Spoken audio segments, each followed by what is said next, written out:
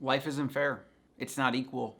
You have to get over the shame, the judgment, and the bad advice that's all around you. I'm gonna give you a quick biological reason why that is so prevalent.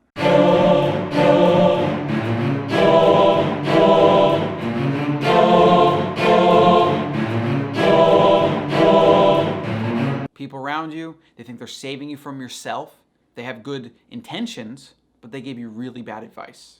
Now, the biological reason for this is our ancestors lived in the wild as hunter-gatherers for hundreds of thousands of years. That's our evolutionary past, okay? It's what we're designed for. It's why when we go into nature, it's why we want to eat real food that's close to nature. It's why we do better as a species, as a human animal.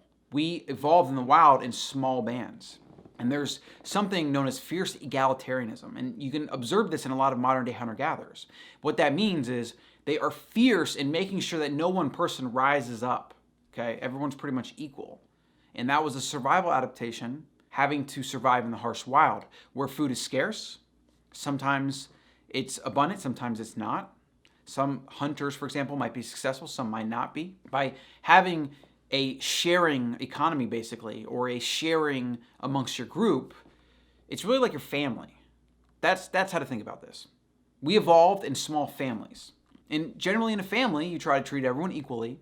If you have food, everybody gets some. Not like the walled off neighbor, your house, my fence, whatever. It's not that type of living. It's really you lived as a group and you were a one unit. If you were trying to rise up and take power, everybody around you would shame you, criticize you, do things to bring you down. There's even a concept known as shaming the meat.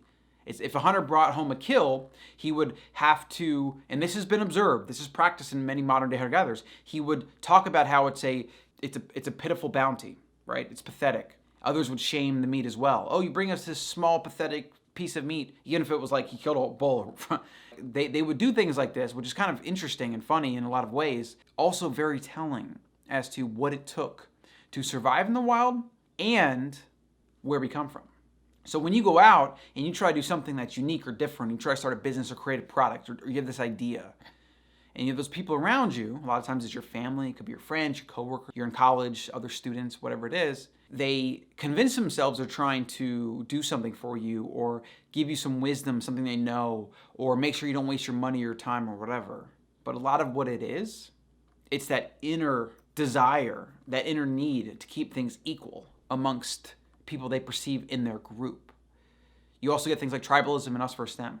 But as far as it goes for bad advice and doing your own thing in the world, if you want to do anything that is abnormal, different, better, you're going to get resistance. You're going to get flack. I mean, this is even what haters do when you go on the internet. Their insecurities come out and they're projected on you. The thing you're doing is calling out the things they're not doing.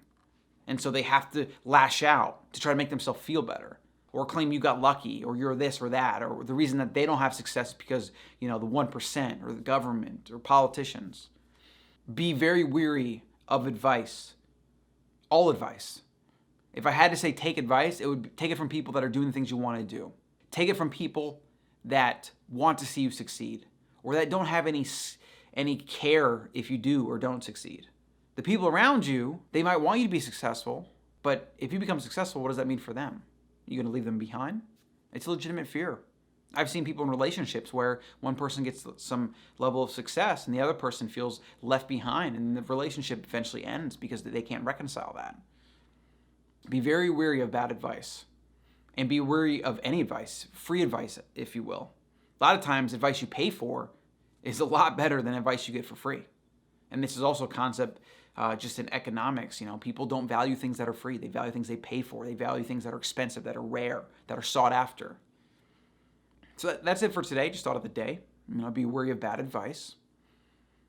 Get your advice from those that are successful, that are doing things, that want you to succeed. And if you have to, don't tell the people around you what you're doing. Just get the results. And then let them be inspired by you. Let them come along. That's it. Like and subscribe. Make sure you do it.